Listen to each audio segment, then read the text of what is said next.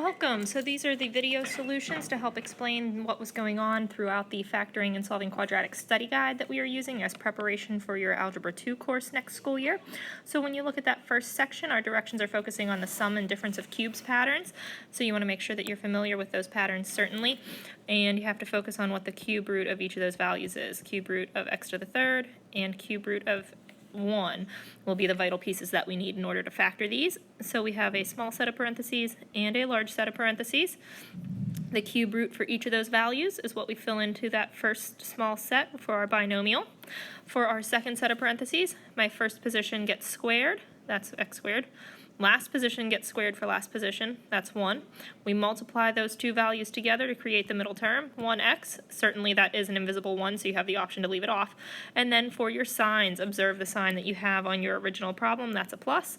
And then we use the same sign, opposite sign, and always positive. Moving on to the number 2 again, we're still under the impression that this is a sum or difference of cubes. So thinking about those cube roots again, cube root of x to the third is x, and the cube root of that 64 would be 4. And so I use those values when I fill in my small set and my large set of parentheses. Cube root of x to the third is the x, cube root of 64 is 4, that's going to create my binomial. First position gets squared, x squared. Last position gets squared, that's 16. Multiply those two values together to create the middle term, 4x. Observe your sign on the original problem, that was a minus. And then for your signs, use the same sign, the opposite sign, and always positive to create that SOAP pattern or follow that SOAP pattern. The third example there in this section, notice that you have a greatest common factor here to start with. I can take a 3 out of each term. 3 leaves behind x to the third plus 27. And now what we have in the parentheses is a sum of perfect cubes. So my 3 as the greatest common factor will remain out front. I'll have a small set of parentheses and a large set of parentheses for my binomial and trinomial with the pattern. Cube root of x to the third is the x. Cube root of 27 is a 3. First position gets squared. Last position gets squared. And then we multiply the two items together to create that middle term. That's a 3x. And then observe your signs and think about SOAP. Same sign, opposite sign, always positive. In that next set of problems, we are just trying to factor our items. Remember, there are, of course, many different ways to factor. Some people like to do it all by guess and check. Some people create the x. Some people turn it into 4 terms for grouping. Some people just kind of magically have that vision to see it. Many of those options are acceptable. I do tend to lean towards grouping, so that is probably what I'll be doing for a lot of my examples here. I'm looking, do I have a greatest common factor in number 4? No, no greatest common factor. So I'm going to find my key number. First term times last term gives me 6. And I make the list of all possible number pairs that I can use to multiply together and make that 6. I need to select the pair, which will add together to make the 5 as my middle term. And that's going to be the 2 and the 3. So I keep the first term exactly the same, keep the last term exactly the same. It's just this middle term that we are going to rewrite here as our 2 and 3. It's got to be a positive 2x and a positive 3x. Okay, so we've just changed that 5x into those like terms, and then we go ahead and group them together. Look at my first pair. What's the common factor? We've got a 2x, leaving behind an x plus 1. Look at my second pair. What is the common factor in there? I can take a positive 3 from each of those, divide that out, leaves behind an x plus 1. At that point in time, you see those matchy-matchy parentheses. The matching set is what creates one binomial in our answer, and then the other set is the leftovers, the 2x that we took out of the first pair and the positive 3 that we factored out of the second pair.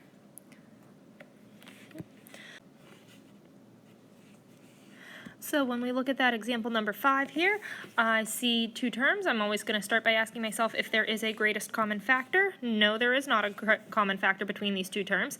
So for 2 terms, I have to decide if this might be a difference of squares or a sum or difference of cubes. I see that 4 is a perfect square and x squared is a perfect square. 1 is also a perfect square. So this is making me think about my squares patterns. But remember, this difference of squares only works for the difference.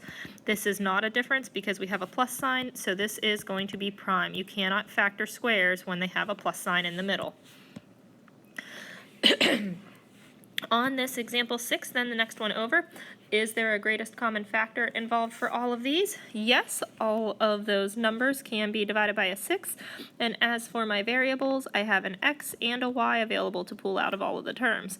So reversing that distributive property shows what's left behind there. 90 divided by 6 is going to be 15 with an x squared left. The 84 divided by the 6 there will leave us with a positive 14. And that'll have an x. And then the negative 48 divided by 6 would be a negative 8, and the xy have both been divided out. So now we can see inside of that set of parentheses, you have that nice quadratic pattern that we like for factoring. Bring that 6xy along out front. It's still important and has to matter to us. And then we're just going to try and factor with what's left inside. And so I'll keep that first term, 15x squared, the same. I'll keep my last term, minus 8, the same. And I'm just going to try and find the common, or the key number to use between them. Take my 15 times my 8. That gives me 120. So I'm focusing on all the number pairs that I can multiply together to make 120. 1 times 120, 2 times 60, 3 times 40, 4 times 30, 5 times, let's see, that would be 24 there, 6 times 20, 120 is not divisible by 7, and I can divide by 8, because that's what I had started with there, the 8 and 15. To divide by 9 doesn't work, to divide by 10 does, and that would give me 12, and 120 cannot be divided by 11, and then 12 is already on our list. So looking at that list, I am trying to pick out the pair that can subtract from each other to create that 14 in the middle, and that's going to have to be with our pair of 6 and 20. And so thinking about those signs to make sure that this is a positive 14x, I'll use a negative 6x and a positive 20x to rewrite that middle term. Okay. So again, greatest common factor 6xy stays the same out front, and then we're just going to go ahead and start some grouping. For my first pair, I have a common factor of 3x. That's leaving behind a 5x minus 2. For my second pair, looking for a common factor, I am able to divide a positive 4 out of each of those. That's leaving behind a 5x and a negative 2. Okay. And so, with those matchy-matchy set of parentheses, then you know that's going to be one set, the 5x minus 2, and then you have whatever factors you had pulled out, the 3x and the plus 4. Both of those binomials are still, of course, multiplied by that greatest common factor, 6xy. You can't leave it behind. Down in the next row here with that example number 7, I see that there's a leading coefficient of 1, so that doesn't give me too much to focus on. All I have to worry about here is the value 2. And what are the values we can multiply? That's a 1 times a 2. And can we use any of those pairs to create that 6 that's in the middle? No, it's not. That's what clues us in that this is a prime situation. So in the example 8, when I look at that, I see a negative sign on my leading term. We never want to have that. Always use that negative as part of your greatest common factor. It ends up that 1 is the only thing that we can factor out of those. So we'll have x squared plus x minus 42 left behind as our trinomial. That negative as the common factor is still going to have to come along. With that leading 1 in front of the x squared, some of you might be able to just split this up automatically. X squared comes from the x times the x. And factors of 42 that I know would have the sum of 1. I'm going to be using that 6 and that 7, and I select my signs to make sure 7's a positive and 6 is a negative with those. And across the page all the way to the right then for this number 9. Is there a greatest common factor between the 6x squared, the 23x, and the 20? No, there are no common factors here.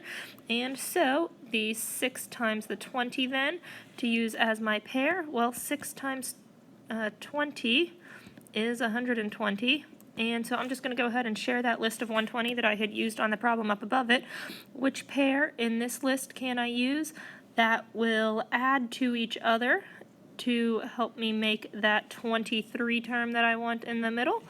And it's going to be the 8 and 15 that we can add here to make 23. So keep that 6x squared the same in the front, keep this plus 20 the same in the back, and we just rewrite our middle term positive 23x. It's now a positive 8x and a positive 15x. And then we group them together. Look at the first pair. What do they have in common? This shares a 2x, leaving behind 3x plus 4. Look at my second pair, the 15x and the 20. Those share a factor of 5, and that'll leave behind, let's see, a 3x and a plus 4 when we do that division. You see the matching parentheses, so I know that creates one set as the 3x plus 4. My second set of parentheses is, of course, created from those factors that we had pulled out, the 2x and the plus 5. Moving on here to the number 10. Do I have a greatest common factor involved? No, I don't. With two terms, I'm asking myself if it is a squares pattern or a cubes pattern. 25 and 9 are both perfect squares. There is a minus sign in the middle, so when you go ahead and factor that, just think about your square roots. The square root of 25 puts in the 5 and 5. Square root of x squared puts the x in the x. Square root of 9 gives you 3 and 3, and of course, since this is a difference, we have to use one positive and one negative to make sure that everything will cancel when we check. In the middle there for this number 11 setup, is there a greatest common factor involved with all of these? And yes, there is. I can see all my numbers are even, so I can divide a 2 out of them. That's going to leave a 2x to the third minus 8x squared minus 9x plus 36. Bring that greatest common factor 2 along, and then within there you already have your 4 terms, and so we're just going to look for those pairs, or look at the pairs for common factors. My first 2x to the third and negative 8x squared, that shares a 2x squared, leaving behind, let's see, an x minus 4. And then my second pairing, those two share a negative 9. We'll divide that out, leaves behind an x minus a 4. And so, for my final answer, I have that greatest common factor 2 that's still coming along. I have a matching set of parentheses as x minus 4, and I have the greatest common factors as the 2x and the negative 9 that we had already pulled out. All three of those are involved in my factored form. When we come on across here to the 12, again, is there a greatest common factor involved among these? Nope, the coefficients don't share anything, the variables don't share anything, so we're just ready to group them up. My first pair share a common x squared, that leaves behind an x and a positive 3. My second pair share a common 2 that we can divide out of each, that leaves behind an x and a positive 3. The matching set of parentheses creates one binomial in my answer, and then the greatest common factors that we had individually pulled out as the x squared and the positive 2 creates the second binomial that we use in these. Examining problem number 13, is there a greatest common factor in here to start? No, I do not have factors that are shared among all 4 terms, so we will just begin by splitting it up into our first pair. It has a common factor of 4x squared. This leaves behind an x and a negative 2. I'm looking at my second pair now. These items share a common factor of a negative 9. That leaves behind a positive x and a negative 2. So I see the matching set of parentheses as x minus 2 for 1. And then the greatest common factors that we had pulled out, the 4x squared and the negative 9, as my second. When I look at this, I do see a difference of perfect squares in here.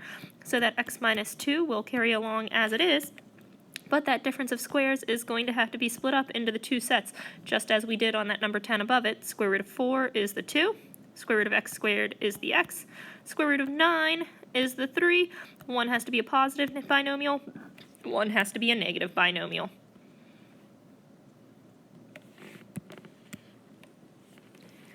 Looking into this number 14 problem here, I do not have a greatest common factor among any of these, but I do have that leading coefficient with the 6, and so I'm going to consider multiplying that by the 12 so that I can find my key number. 6 times 12 is, of course, 72. So I'm looking at all the possible ways that I can multiply together to get 72. 1 and 72, 2 and 36. That's going to be 3 and 24. 72 divided by 4 would give me a pair with 18. 5's not going to work. 6 times 12 is how we created this. We can't divide that by 7 here. And let's see, 8 times 9 would take me all the way to the end of my listing. So we're looking for the pair in here that we can use to make that positive 71 through a subtraction problem. That's going to be that 1 and 72.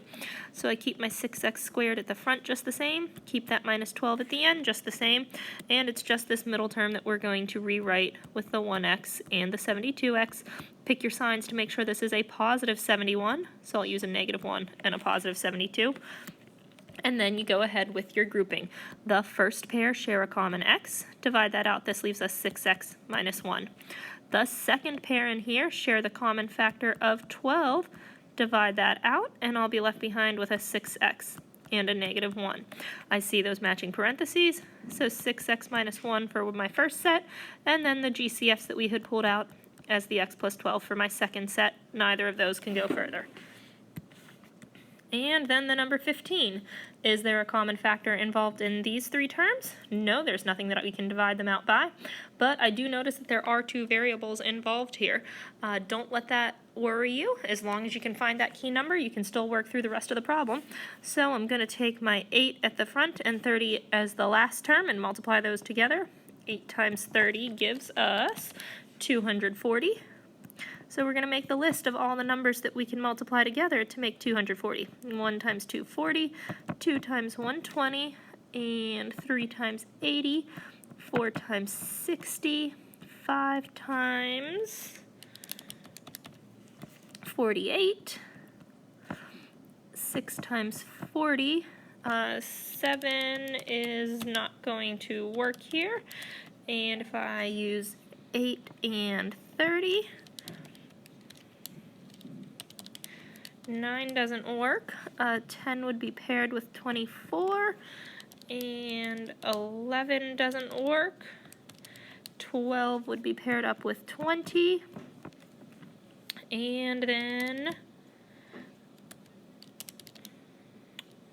let's see, can we make our pair with 77 in there? Yes, indeed we can. We are going to be subtracting from each other to make that 77. This is our pair of 3 and 80. So we keep that first term 8x squared just the same in front. We keep that negative 30y squared just the same in back. It's only our middle term that we rewrite. That 77xy is now going to be a 3xy with an 80xy.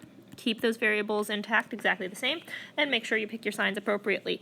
I need that to be a positive 3 and a negative 8 to make that happen. And so with the four terms, now we're ready to group them. At the first pair, I have in common an x. That leaves behind an 8x and a positive 3y. Look at my second pair of numbers. What do I have in common here? They can both share a negative 10y. And divide that out. What are we left with? That would leave us 8x and a positive 3y. And you get those matching parentheses in there. So the matching set as 8x plus 3y will be shared for one binomial, and the common factors that I had pulled out of each, the x and the negative 10y, will be my other binomial. Neither of those can factor any further, so that's where we end. In this next set, we're going to focus on solving the quadratic equation, specifically by the completing the square method. For completing the square, remember that you only want your x squared term and your x term to be on one side of the equals. Any other values that you have need to be relocated, so we're going to add that 43 to both sides. And by doing this, we have created the space for us to find that perfect square trinomial, and whatever we add on one side, we are certainly going to need to add on to the other side. How do you find this missing value that we need to put in? Remember, this is where you take your b value, negative 2 in this case, you divide it by 2, and then you square it. So what is the negative 2 divided by 2? Negative 1. Square that, and you get the 1. If I'm adding 1 on the left, I have to add the 1 on the right there. By doing that, we have created a nice factorable form on the left side there. Square root of x squared is the x. And you are using the items just inside those parentheses here for your last term. The negative 2 divided by the 2 is negative 1. You're doing that without the squaring. The other side of my equation here, 43 plus 1 makes 44. In order to solve this now, you're thinking about those square roots. Take the square root on one side, you have to do the same matching on the other. So this is x minus 1 that's equal to a positive or negative square root of 44. Of course, every time you take that square root, you have to use the two cases. We're going to add the 1 to both sides. So x would be 1 plus or minus the square root of 44, and I do hope that you notice 44 is not a perfect square there, or excuse me, 44 is not in simplest radical form, as well as it's not a perfect square. So I'm going to go ahead through this. You can simplify that through a factor tree, or you can simplify through some upside down division. I know that it's an even, so I can divide by 2 and get 22. That's an even, and I can divide by 2. That gets me 11. 11 is now a prime. Just like with the factor trees, remember, every time that you see a pair, you write it once outside. Anybody who's left over without a match, like that 11, will be remaining underneath the radical. So we are looking at 1 plus or minus 2 square roots of 11.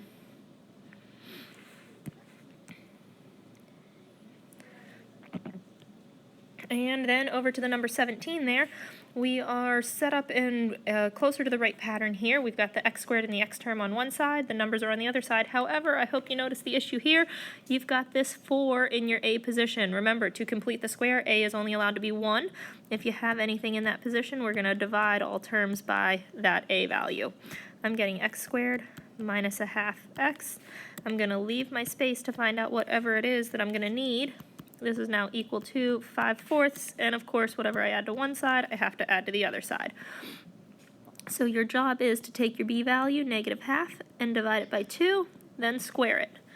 So a -1/2 divided by 2 is going to be a -1/4, and then we square that, and we would get 1/16. Go ahead now, create that factored form.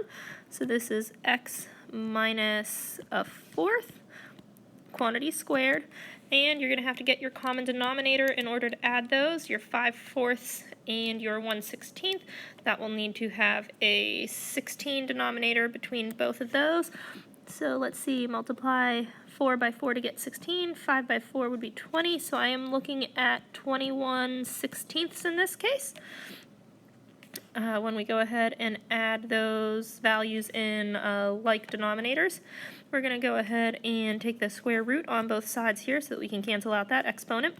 X minus 1/4 then is equal to, take the square root, you get two cases, positive or negative, square root of 21 over square root of 16, and I hope that you realize the square root of 16 is a perfect square. That's what gives us 4. Add your 1/4 onto both sides. And so we've got a 1/4 plus or minus the square root of 21 over 4. And since they do have a common denominator there, you can certainly merge them together and show us 1 plus or minus the square root of 21, which is all over 4. That didn't come out as a very nice 21 there. Let's try again.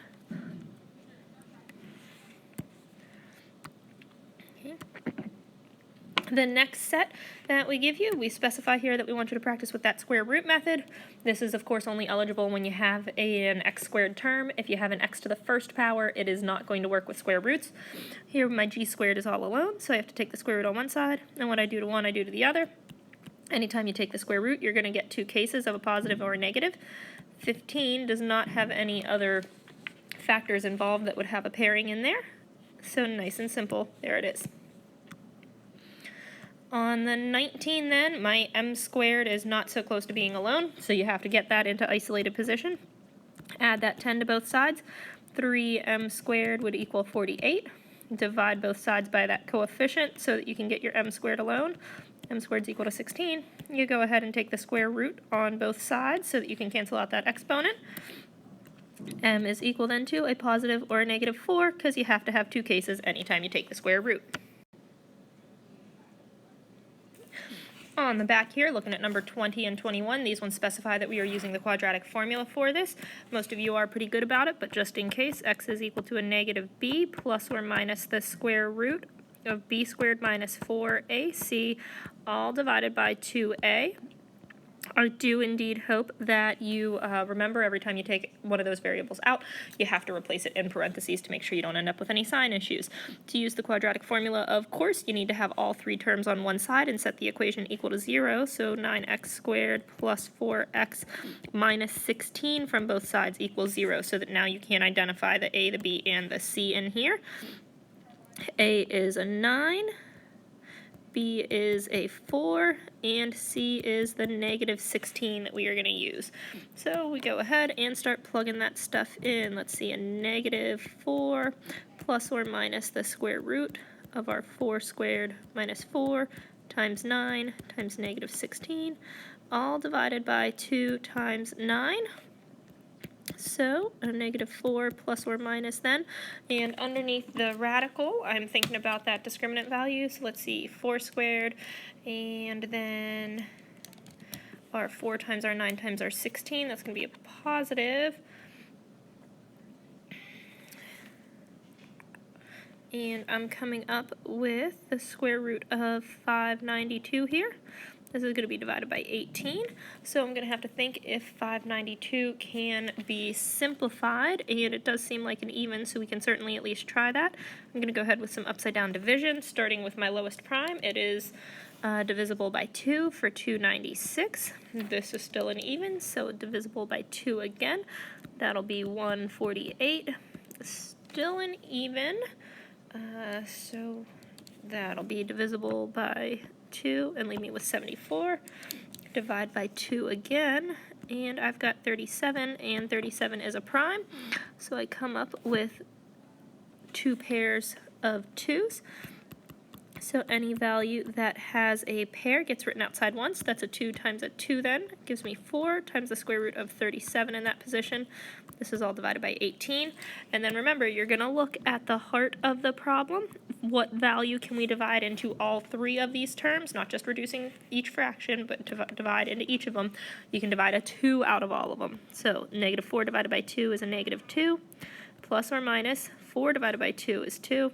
Square root of 37 all over 18 divided by 2 is 9. That's how we come up with our answer. Right. On the 21 there, again, to try the quadratic formula, I need to make sure that this is set equal to 0. And so I'm going to have to subtract the 4 from each side. 4x squared plus 8x plus 3 after that subtraction equals 0.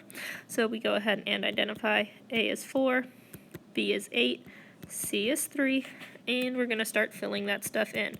So a negative 8 plus or minus the square root of 8 squared minus 4 times my A value 4 times that C value 3, all divided by 2 times 4.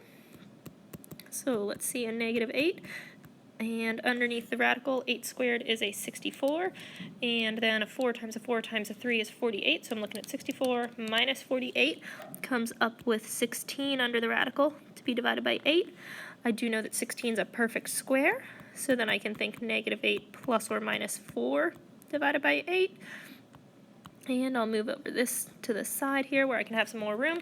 Negative 8 plus the 4 would be negative 4 divided by 8, which would give me a negative half. And then the negative 8 minus the 4 would be negative 12 divided by the 8. That would be negative 3 halves when we simplify the fraction. So we've got 2 responses there. Right. The next section wanted you to focus on solving by factoring. And so, of course, to factor, just like with the quadratic formula, you need to make sure that you're in the quadratic pattern with everybody on one side and have it set equal to 0. So we subtract that 9x from both sides. And anytime that you are factoring, the first question through your mind has to do with the greatest common factor. There is certainly a 3 that we can divide out of each of these. That leaves 4x squared minus 3x minus 10 equal to 0. And we're going to go ahead and try to factor what we have inside those parentheses as the trinomial. Okay. And so I'm ending up with, let's see here, a 4x plus 5, and then we would also have the x minus 2 to make all of those terms work. Again, you may need to do some extra work in here. You might have a couple of extra steps in the middle here if you were factoring with the x method, or if you were factoring by creating the 4 terms for grouping. So you may need some extra work in there where I have that blue scribble. If you see you're factoring better, you can probably jump straight there. Remember, through factoring, this is the zero product property. Anything that's multiplied together to equal 0 has to be given a term to equal 0. So I set the 3 equal to 0. That doesn't work, so we can negate that. Then my 4x plus 5 has to be given a term to equal 0. That's going to give me a negative 5/4. And my x minus 2 has to be given a term to equal 0. That's going to give me x as a positive 2. So even though I had 3 factors here, including that greatest common factor, I really only end up with 2 solutions.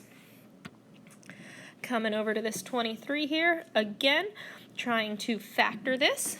And the 30, the 77, and the 12, do they have any common factors involved? No, they don't. So we'll go ahead to factor this. And so I'm going to need a key number involved. The 30 times the 12 would be 360. So I'm thinking 1 times 360, 2 times 180, 3 times 120, 4 times 90, 5 times, that would be 72. And I'm even going to go ahead and stop right there because I already see my winner. I'll keep my 30x squared at the front the same, keep my plus 12 equals 0 at the end the same. This is just a case of rewriting that middle term. My plus 77x is now a plus 5x with a plus 72x, rewriting those. And so we put it together, look at the first pair, they share a common 5x, divided out, that leaves 6x plus 1. Look at my second pair, the 72x and the 12 share a common 12. Let's divide that out, and that'll leave me with a 6x and a plus 1. This is all still equal to 0. The matching set of parentheses creates one binomial, and my second binomial is the 5x plus 12 that we had already factored out.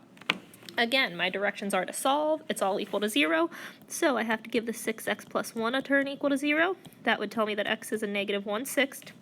I have to give the 5x plus 12 a term equal to 0. That would show me when I subtract and divide that x is a negative 12/5. There are the 2 answers, the 2 solutions for you. Right. The bottom set of questions there was to solve by any method you choose, just making sure that you are able to use all of those variations. If you noticed that you had a weakness in one of those previous 4 sections, I hope that you spend a little extra time focusing on those to make sure that you're more confident with them.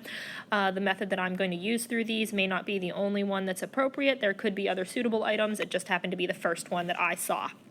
So on 24, I only have a v squared term, so I'm thinking square roots. I'm going to divide by the 2 on each side. V squared equals negative 12, and I know that when I go ahead and take the square root on both sides, I'm going to have an issue because I cannot take the square root on both sides. No solution here. Right? When you get into Algebra 2, you'll find out more about this and how it creates an imaginary number, but for now, you just need to remember that you can't square root a negative. So on the 25 here, I'm going to make sure that I have everybody lined up and set equal to 0, v squared plus 2v minus the 6 equals 0. And I'll do that so that I can use the quadratic formula because I don't know of any pairs of 6 multipliers that can create that too. So I'm going to think negative 2 plus or minus the square root of 2 squared minus 4 times the 1 times the negative 6. All divided by 2 times 1.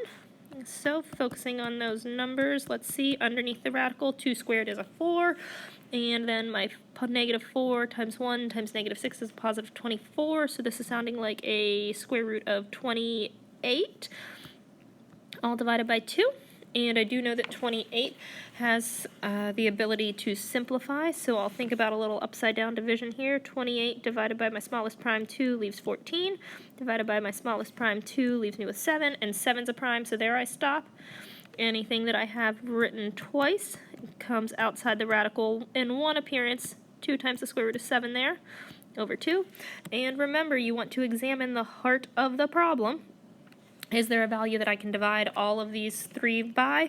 Yes, it could be divided by, excuse me, that can be divided by a 2 in all of those cases. And so I'm coming out with a negative 1 plus or minus the square root of 7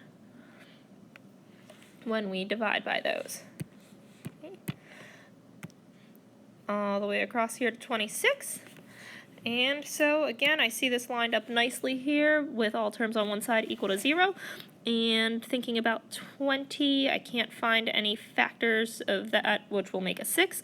So I'll jump to the quadratic formula. A negative negative 6 plus or minus the square root of negative 6 squared minus 4 times the 1 times the 20, all divided by 2 times 1.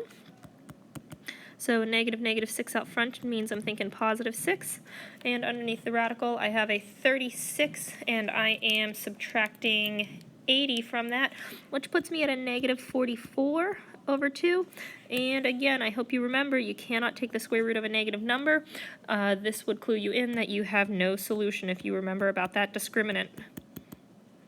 Okay. Again, when you get to Algebra 2, we'll find out more about imaginary numbers and how we can continue going with that.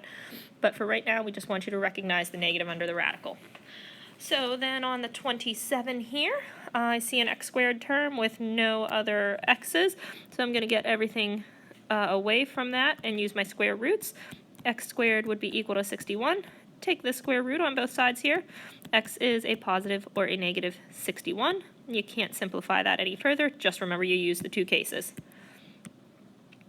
In the middle of the page here, I've got 3 terms, but I'll make sure that I line them up in proper quadratic format. K squared minus the 3k from each side minus the 10 now sets this equal to 0. And with that leading 1, this should be pretty easy to factor. K squared would be a k and a k. 10 is going to be a 5 and a 2. 5 has to be a negative. 2 has to be a positive to make sure it's a negative 3. And since we are solving, make each one have a term equal to 0. So that's going to give me, whoops, that's not supposed to be an x. We're talking about k's here. K would be a positive 5, and k would be a negative 2 as our two solutions. Coming over to 29, again, we'll make sure that this is in proper format. Let's see, 9p squared plus 2p. You have to subtract the 1 from each side to make it equal 0, and then I can go for the quadratic formula because I don't know any factors right off the top of my head. So a negative 2 for b, plus or minus the square root of 2 squared minus 4 times the 9 times the negative 1, and this is all divided by 2 times 9. So let's see, negative 2 plus or minus the square root of, I got the 2 squared to give me the 4, and I got the 4 times the 9 to make it 36, and times that negative 1, negative 36 with that extra negative. So we're looking at, let's see there, the 4 and the 36 together is 40, all divided by 18. 40 can be simplified. Divide that by a prime 2, this leaves 20. Divide that by the prime 2, this leaves 10. And divide that by the prime 2, this leaves 5. So anybody that has a pair is written once outside the radical, negative 2, plus or minus 2 square root of 10, all divided by 18. And then we're going to go ahead and look at the heart of the problem. And what number can I divide all 3 of these values by? Everybody in here can be divided by a 2, so that's going to leave me with a negative 1 plus or minus 1 square root of 10, all divided by 9. Coming over here to number 30, I do see that quantity of values squared. This would be an okay time to go ahead and multiply that out if you wished. But since that exponent is already isolated, I can just go ahead and take the square root on both sides. So that'll be an x plus 5 equals 2 cases for my square root plus or minus square root of 40. We can simplify that square root of 40. Let's see, thinking about that, divide by 2 for 20, divide by 2 for 10, and divide by 2 for 5. Anytime that you have a pair, we're going to write it once outside. So a positive or negative 2 square roots of 10 to multiply together what's left. Subtract that 5 from each side, so negative 5 plus or minus 2 square roots of 10 is what we're looking at. And then over to the 31. Again, this one not quite as nicely set up as that previous 30, but just to divide each side by the 3 would make this pretty straightforward, so that my quantity of x plus 4 squared is equal to a 48. You can certainly take the square root on both sides to eliminate that exponent. So x plus 4 equals positive or negative square root of 48. You can subtract your 4 from each side, plus or minus the square root of 48, and 48 can be simplified. Notice I simplified first on that previous problem. Here I'm simplifying the radical at the end. Doesn't make a difference, that's more of a personal preference in there, but it's even, so I can divide by 2, that's 24. Even divide by 2, and that's 12. Even divides by 2 for 6. Even divides by 2 for 3. And when I get that prime, I know I can stop. Every time I have a pair, it would get written outside once. So I've got a -4 plus or minus 2 times 2 to make 4 square roots of 3. Well, I hope that you are now very familiar with your factoring and your quadratics so that you'll be able to have a lot of great success on this exam as well as when you take Algebra 2 later on. Have a great day.